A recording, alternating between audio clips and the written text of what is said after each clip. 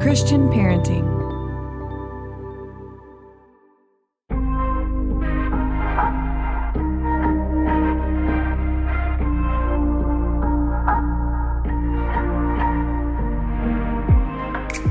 Well, hello today, and welcome back to the Journey Podcast. I'm your host, Jonathan Pitts, and here we go, another episode on God's rescue of God's people. Psalm 34:7, the angel of the Lord encamps around those who fear him, and he rescues them. And today I've got a really cool story with a person that I'm 1,000% sure you've never heard of. And she is my mother-in-law, or what she would call my mother-in-love. She is the mother of my late wife, Wynter Pitts. And I'm actually in Dallas on vacation. I was trying to figure out, what's my next episode going to be? Who's my next story of rescue? Who do I know? Who's got a story that's out there? And I looked across the room as I was thinking that. And I just looked into the eyes of my mother-in-law, who has an incredibly difficult story that is incredibly inspiring, and also a story of redemption that isn't just the redemption of her, but the redemption of her daughter and her son and her generations. Viola Carter is her name. Again, she is my late wife Wynter's mother, and walked a story meeting Jesus as a young adult, having radical encounters with him, and also having some real pain and difficulty, which obviously has continued with the loss of her daughter. The more recent, I guess almost 3 years ago, loss of her daughter, as well as the loss of her mother, the loss of her brother, and a bunch of pain that she talks about really early on. And so I'd love for you to join me in listening to her. She's a wise, gentle, godly woman who has taught me so much in life. And I hope that as you listen in, you might hear something in her story that might resonate with you, that might give you hope and might give you, I don't know, just real gratitude for what God can do and what God can do over time, in a moment and over time. Viola Carter is the grandmother to her 7 grandkids. 4 of those are my daughters, as well as 2 granddaughters and a grandson from her son and my brother-in-law, Sean. She's got some wise words. So why don't we just listen in and enjoy the podcast.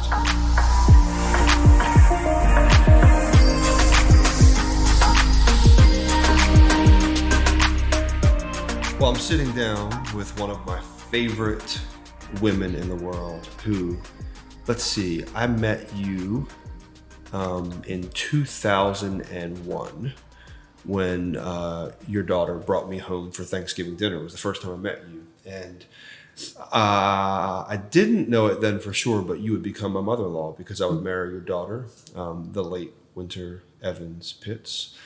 Over the years, Minnie, which is what I call you, her name is Viola Carter, but I call her Minnie. Over the years, I've only grown to love you more. And I've only grown to see Jesus more and more in you. And the more I think the more I was around you, the more I knew about your story, the more I saw how much you carried Jesus and the Holy Spirit inside of you. And so I was sitting down, we're in Texas right now. You live in Baltimore, Maryland, but you're down here visiting my brother-in-law and sister-in-law and my 2 nieces and nephew. We came down, we're all visiting his family together. So you have your 6 granddaughters, your grandson here. And I'm really glad that we're here together as family. But I want to share your story because you have such a beautiful story, a hard story. You've walked through a lot of loss. Viola Carter is the mother of the late Wynter Evans Pitts. Wynter Danielle, she was Wynter Danielle Evans, became Wynter Evans Pitts. I was my wife of 15 years. And my mother-in-law's been my mother-in-law for 15 years of marriage. And now it's been, I guess, 17 years that you've been my mother-in-law. You'll always be my mother-in-law. Mother-in-love, you say. But yes. I want to sit down. I want you to share your story because many people know of Wynter.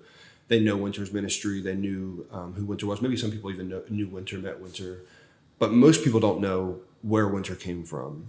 And so I kind of want you to tell a little bit of your story because I think it has so much value for people never discounting the circumstances that God's taking them through to take them where he's taking them. And ultimately, that's not just for you, it's for generations and generations.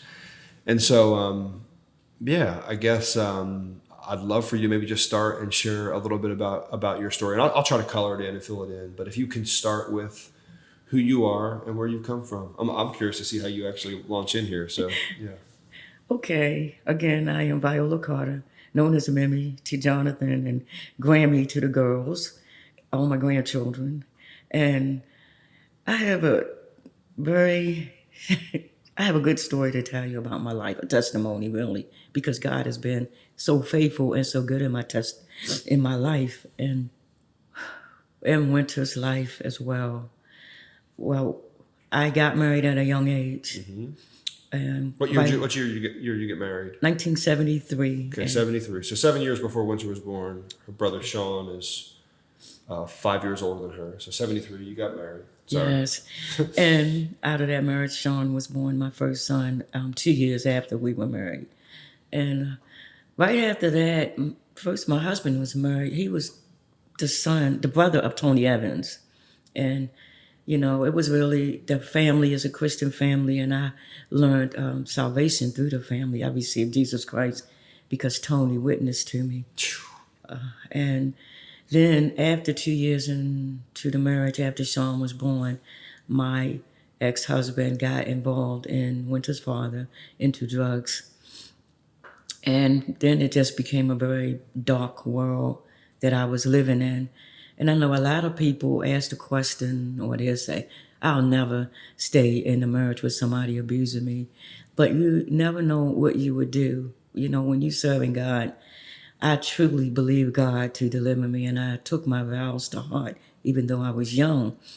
And it said forever, for better, for worse, sickness and in health. And to me, when he got so badly involved in drugs, he literally lost his mind. Just became a different person altogether. Totally different person. I may have seen at least 12, if not more, different personalities. Oh, wow. And he became very abusive. So physically abusive, mentally abusive, emotionally abusive. So I lived. How long was this into marriage? This was 4 years into marriage. Okay, so just before Sean was born. After Sean was born. Okay, after Sean was born, okay. Yes, before Sean was born, it was just a perfect marriage. Yeah.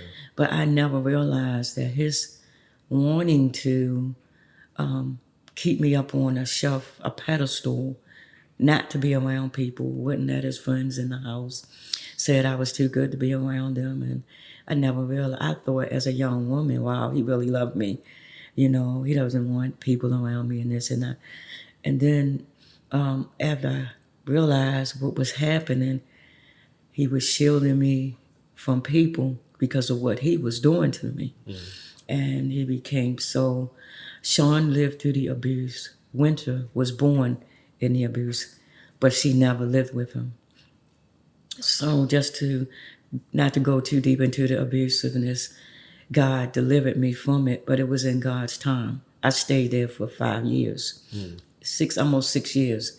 And one day when I was on my way home from church, and this is the first time I've ever heard the voice of God audibly, he actually spoke to me.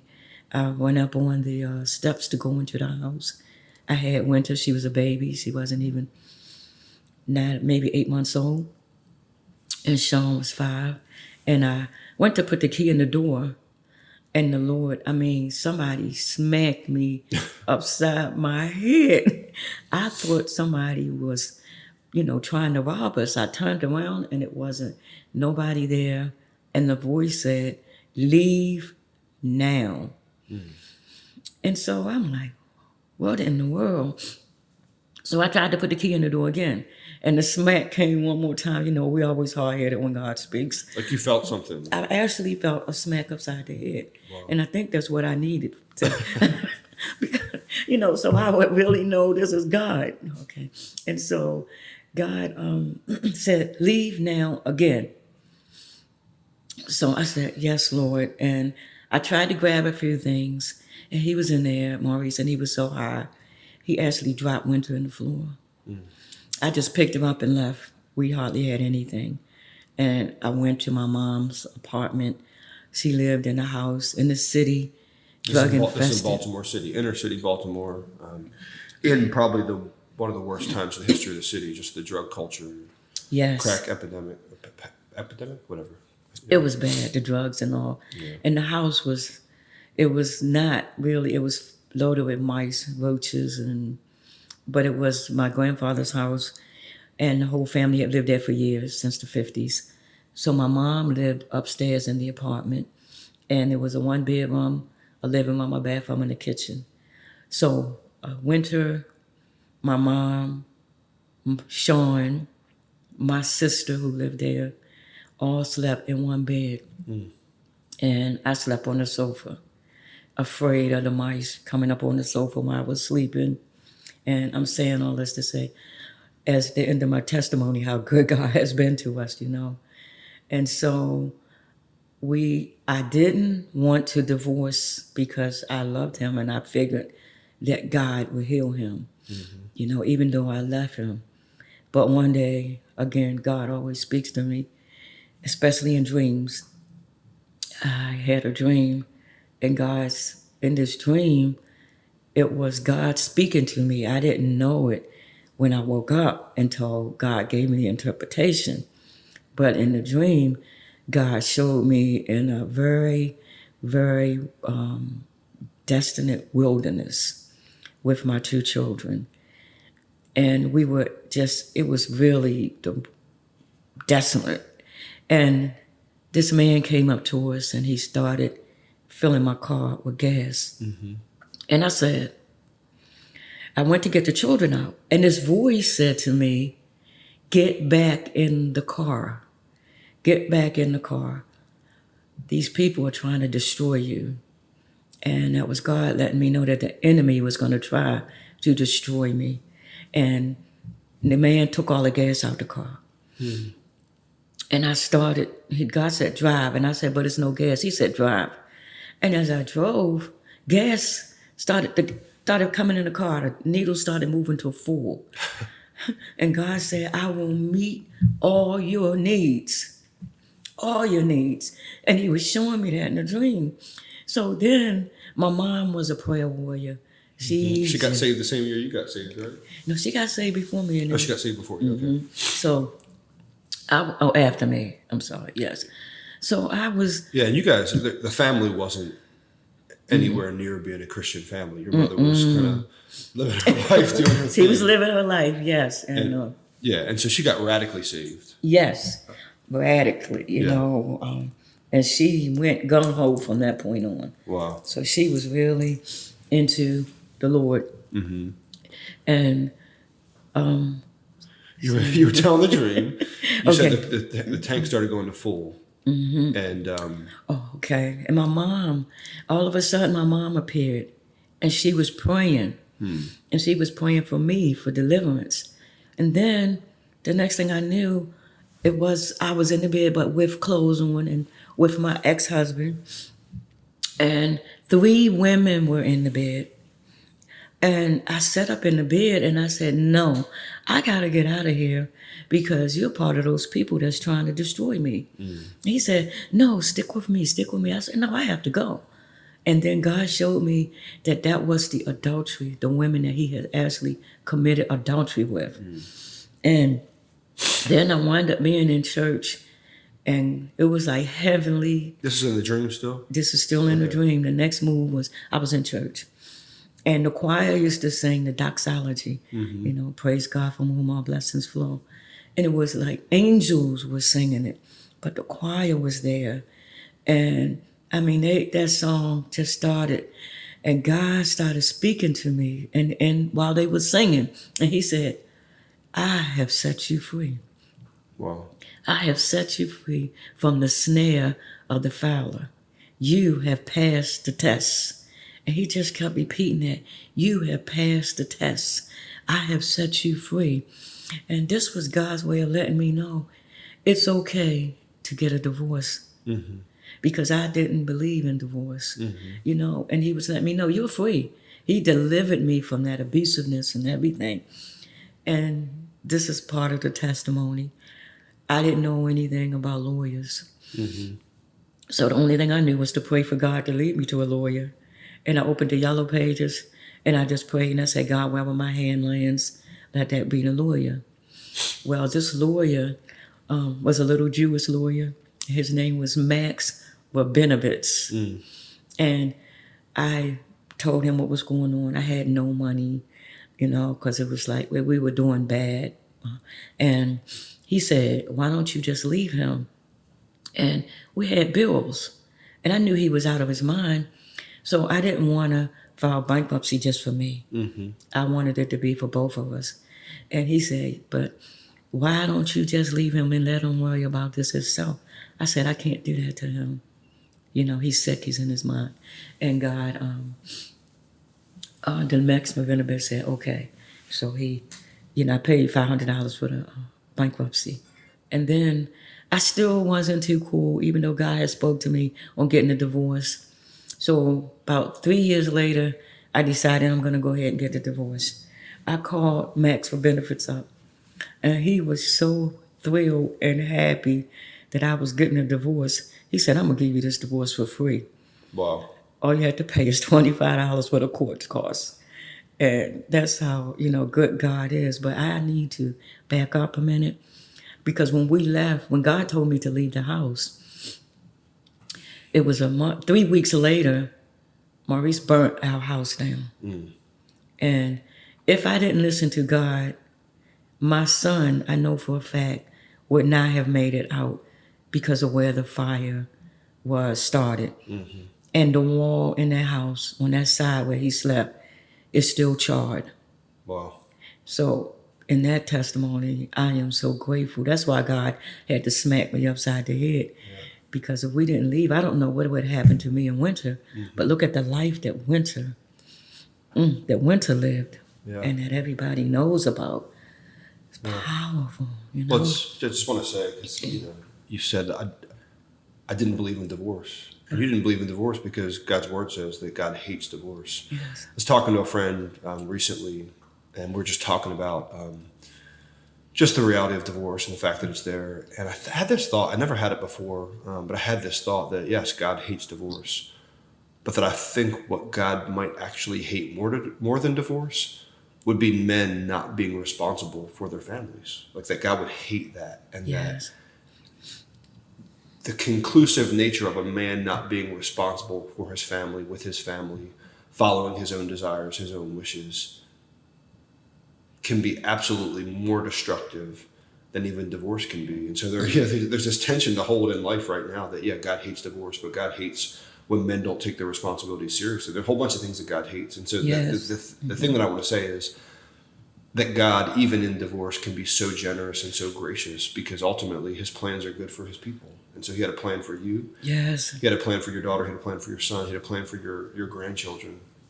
And he has a plan for Maurice. Yes. And so, anyway, I just wanted to say that even before we move on. What I'd love to do is just talk a little bit more. So you ended up moving in with your mom. And I just love, what was the next part of your journey in life like? You get a divorce, you move out, you're living with your mom in West Baltimore, one of the more difficult, well-known neighborhoods in all of Baltimore City and really probably all the United States. Just talk a little bit about what it was like being a single mom, raising Sean, raising Wynter. I'm just curious, how did God speak to you in that? How did God work in that? You had mentioned, God kept putting fuel in the tank.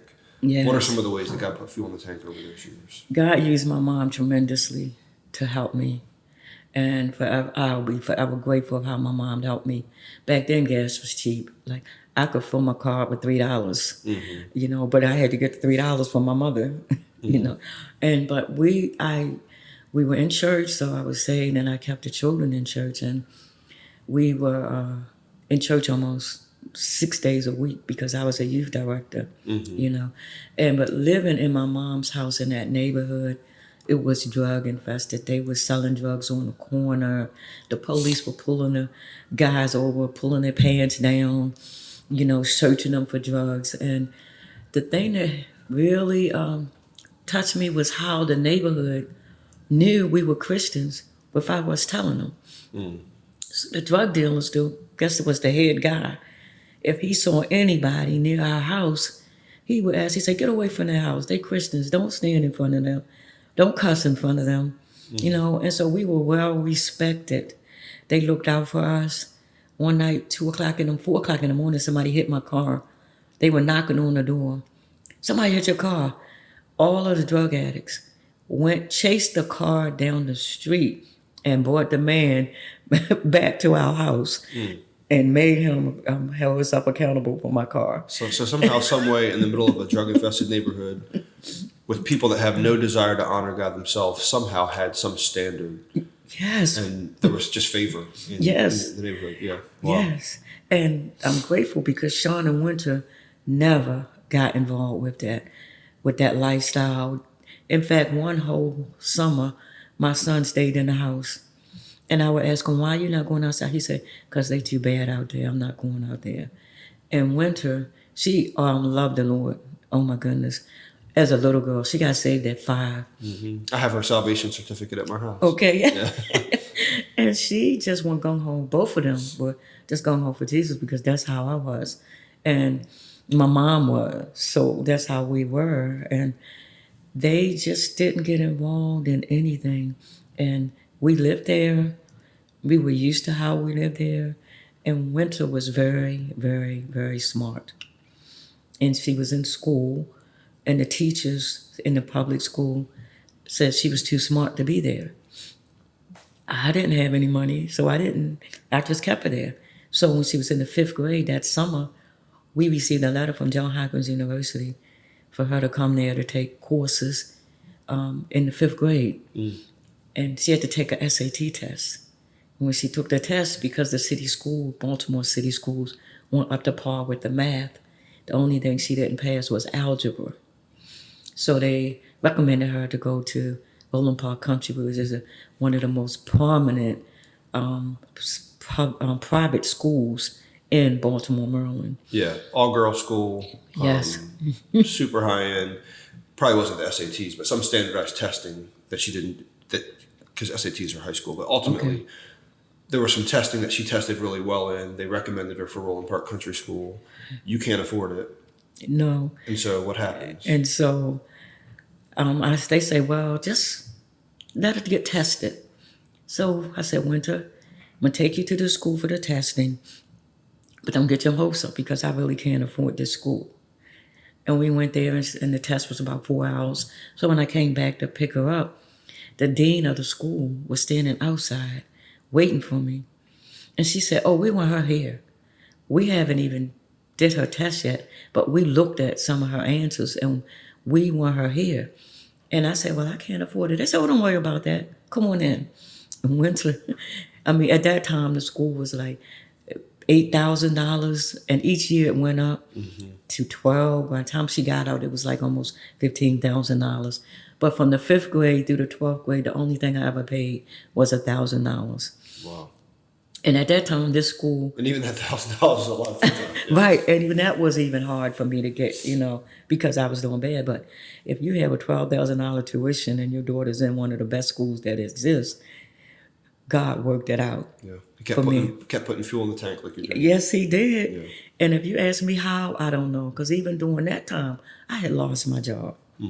And God, I look back and I say, God, how did you do this? He just made a way and it has just increased my faith. So, So I was determined to be single for the rest of my life because of the marriage that I had gotten into.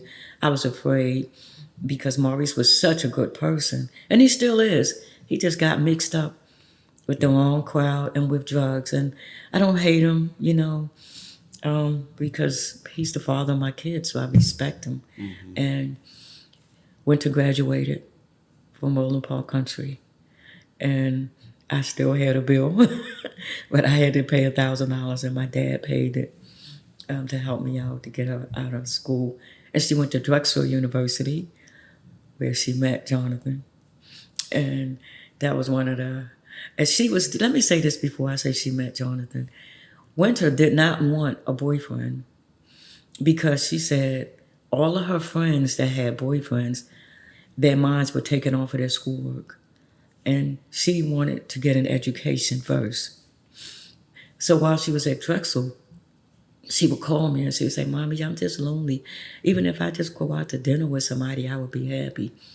And I said, well, Wynter, God is preparing you. God is preparing you for ministry. I said, so you are going to be alone and you're going to feel alone. You're a Christian. You don't fit in. I said, and God is preparing the man for you as well. I said, he's probably in the same predicament that you are in because God is going to give you someone special. So I didn't have, like I said, it was hard times, but we lived in Baltimore City. She was in Philadelphia. I made sure that she got home every weekend, and because she was so lonely, and I would do the bus, the train, I would drive, I would get somebody to take us. However, she got home every weekend, And I believe it was going into her 5th year when she met you. We were in a 5-year program. We met actually finishing our 3rd year. No, starting our 3rd year. I can't remember. Starting our 4th year. I think it was the starting our 4th year. We got married after the 5th year. Yeah. Yes. Just before we go any further, I do want to back up because you made the statement. You said I was determined to never get married. And just before I met Wynter, you actually got married. Yes. Yeah. And Ashley, it was somebody that I didn't like. That's a testimony also. I have so many testimonies in my life. But I did not like this guy. And he just kept trying to talk to me. He was in church. He was an usher. And he kept asking me to go out. And I would not go out. I was persistent. I was gung-ho. I was not getting involved with nobody else. I was like, that's it. And for like 4 years, he pursued me. He just kept on. And at that time, our pastor used to always say, if you have a prayer request, write it on an envelope. I didn't know that he was writing my name on the back of his tied envelope. Every week. So one day, one of my friends, she had moved and she was working for Joyce Myers. Mm-hmm. And she called me to check in on me. And she knew I didn't like Tom. So she says to me, well, how's you and Tom doing? I said, stop playing with me, please. You know I don't like him. She said, okay, well, I'm going to be serious. She said, I'm going to ask you a question. She said, have you ever prayed to God about him? And I was like, I'm not praying to God about somebody that I don't like. I said, why would I ask God for somebody that I really didn't like in my heart? Mm-hmm. I said, my heart doesn't like him, so God is not going to do that to me. So she said, oh, well, why don't you pray about it and see? So we just continued talking. I ignored that. But little did I know that God really pressed that on my spirit. Wow. And I was like, oh, God, am I passing up the blessing that you had for me? And I got, on my knees that night. And not that night, but 2 weeks after that, maybe. And I prayed because God was really dealing with me about it. I earnestly, one of those knock down, blow your nose, snot tears, cries out to God and saying, God, the only way that I would receive this is if you change my heart. Wow. I said, because in my heart, I don't like him, but I don't want to pass up anything that you have for me. And overnight, wow, God changed my heart. Overnight. Because the next morning I woke up and first thing on my mind was him. And I didn't have that feeling in my heart that I didn't like him. Mm-hmm. So I was like, oh no, I got scared. Wow. I really got scared and I started praying again. I just said, God, are you trying to tell me that this is the man for me? I said, well, I'm not going to ask him out. You have to make him come to me. Mm-hmm. After you'd been turning away for all that time. Right. Yeah. Giving God ultimatums. Here we go, Mm-hmm. And so I was a youth director. And we go take the youth on trips every summer to King's Dominion. So the week before all this happened, the bus was completely full. Mm-hmm. And they made an announcement in church. So my youth pastor rings the phone. This is the same morning.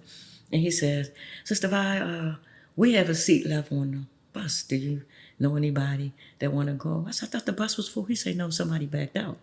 So I was like, no. And God said, yes, you do. Mm. And I was like, oh. I said, well, Brother Kenneth, I know somebody, but I can't ask them until Sunday because I don't have their phone number. And so Sunday, I was scared to death because I had to talk to this man that I've been ignoring. And this is how God works. I gave him an ultimatum, but he made me. Wow. So all in one breath, first I spoke to him, and he looked around like, you talking to me? Wow. And then all in one breath, I said, look, we're going to King's Dominion and with the youth, and we need one more seat, so can you please go with me? And the rest is history. Yes. And the thing I love about Tom, I've known Tom since 2001. I met him that Thanksgiving. is that man treats you like you are a queen. Yes, and when he you does. talk about like, God, am I going to miss God's what you have for me? Ultimately, the thing I know about Tom is the way that he treats you is God's best for you. Yes. And that makes me really happy for you. Thank you.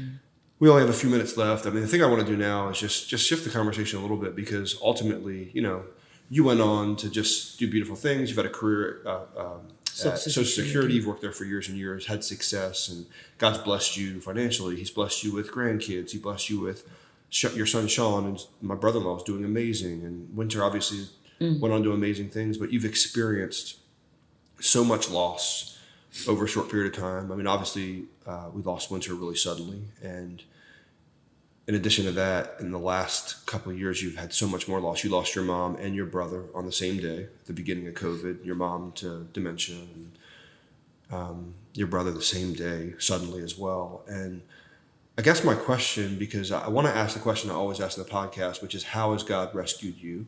You've told your story of rescue, but even in the grief you've experienced, all you've walked through, I know God has been faithful and present, but if you had to summarize in all of your loss, how God has rescued you, is there a theme or a word or something that you would share about how God has rescued you? Has it been the same regardless of what's happened? I'm just curious how you would define that. No, in fact, it hasn't been easy because it's very hard. But God lets me know that He is there. He just constantly surrounds me with His presence. I could be sitting, I'm teleworking because of the COVID, and I could be sitting at my desk trying to work, and the presence of God just comes in like a mighty rushing wind and just surrounds me. And He just lets me know He has me. He has me, because even in this difficult time with all the deaths, I found it hard to get close to God. And in my heart, I felt like I was drifting. But God let me know that I wasn't drifting and that He was right there with me. And He does that by just keep surrounding me with His presence, continually speaking to me. And also now when I pray, the only thing I can pray in is tongues. I start praying in tongues, it's just tongues. So that's something that God has just increased, and that's the only way that I've been communicating with Him, because I think verbally I don't know what to say. Got nothing else to say. Right. He gives us, to Scripture say about groans, and that God knows what's on our heart to pray. And it's really beautiful. It's interesting because you just said you basically, without saying the verse that is the theme of this season of the podcast, you said the verse. It's Psalm 34:7. The angel of the Lord encamps around those who fear Him. Yes. And He rescues them. He encamps around them. Like, you talk about, it makes me emotional thinking about, like, you talk about walking up to that door and God literally slapping you upside the head and saying, go now. Yes. You talk about trying to figure out how you're going to pay this tuition. You talk about, like, all these different things you've talked about. God's presence has been real. And we walked really closely together through Wynter's passing, and that's been my testimony, that God has been real and present. And sometimes He's done that in what seemed like really supernatural ways, and other times He's just done that through His people. Like, just I think about Sean and Andrea, your son, and my sister-in-law, and being with them, just right after Wynter passed away, and staying at their house, and my twin brother staying with us, and all these ways He's encamped around me and He's rescued you. And you said even when you feel like you're drifting, He's been present. He's been right there. He's been encamped around you the entire time. He is really, because if I tried to do this within myself, I would not have done it. It is only the grace of God that has brought me through this. And even, I have moments where I just cry because I miss my daughter so much, but God is there. He's just, He a very help in the present time. He's there with me, and I just appreciate it, and I love that. Very present help in time of trouble. Yes, right He is. There. Right there. Well, you are one of my heroes, and a lady that I've admired, and I only continue to grow in admiration for as I've watched you walk through real difficulty. I think I knew of your difficulty because I heard stories of what you walked through, and began to, one of the things that Wynter used to say is, even when she was upset at her father for not being around, not being there for her, and even she couldn't even really articulate why she was angry about it. But she was angry about it.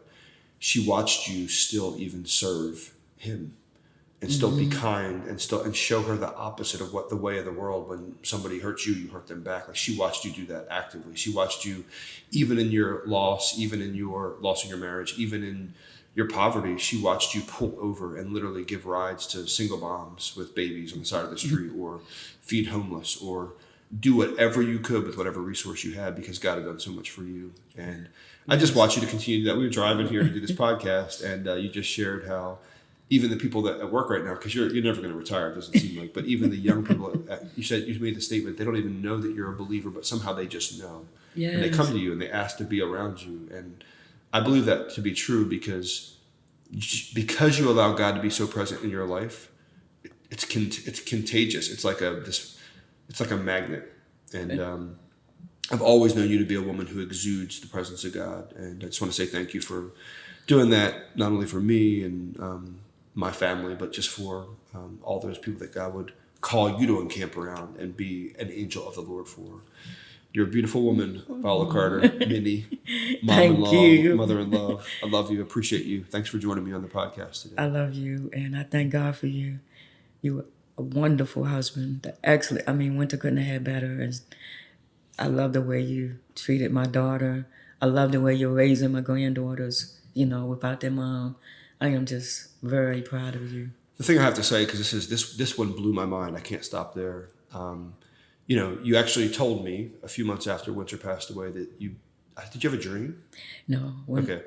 The Lord just told you that I would get remarried. Yes. You told me, and I remember thinking to myself, like, whatever. Like, it wasn't that long after Wynter passed away. And you gave some other particulars that I won't share, but the particulars ended up being true. And I remember the day that I reached out to you to introduce you to Peter, my fiance. You got on Zoom, and where I think it would have been easy for you to be sad or upset or have self-pity because I was getting remarried and no longer married to your daughter, you literally looked at Peter in the eye over Zoom, because we were on FaceTime. Yeah, FaceTime, and you said, "I've been praying for you," and you said, "You're now my daughter." Yes. And what that did in her heart is mind-boggling. And the ability you had, it was just really interesting, because the thing, I never talked to you about this, but the thing that you did that I think actually set her free to just be who she is and feel loved and accepted for who she is you actually never even mentioned your daughter. And I don't know if it was intentional or unintentional of the Holy Spirit, but you made the conversation about her. And in that moment, you were God's presence. And I just want to say thank you for that as well. It's just really beautiful just to watch how you live. You are an admiration. And, you've not done a lot of public ministry. Well, in church and youth ministry. You've not done a lot of spotlight national public ministry like Wynter did. Right. But the reason she was who she was is that you continue to allow God to fill your tank. Then in turn filled her tank. And she stood on your shoulders, and her ministry still stands on your shoulders as well, just as her granddaughters do. So anyway, I love you. I appreciate it. I love you, and thank you.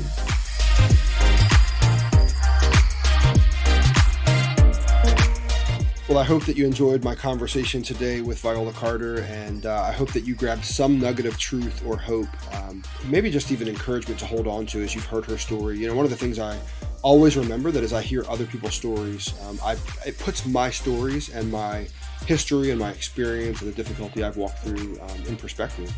And so I hope that you gained some perspective, some heavenly perspective, and I hope you were deeply encouraged today. If you enjoy the podcast, if you've been enjoying the episodes that we put out, I would love if you would be willing to share the podcast, maybe through social media. Also, if you would give us a review, would love to kind of have an honest review. If you think it's great, would love to know about that. Would love to hear some feedback you have. If you think it needs some help, I'd love to hear that as well. But thank you for spending the time today, listening to the podcast. Have a great day. God bless you. Until next time.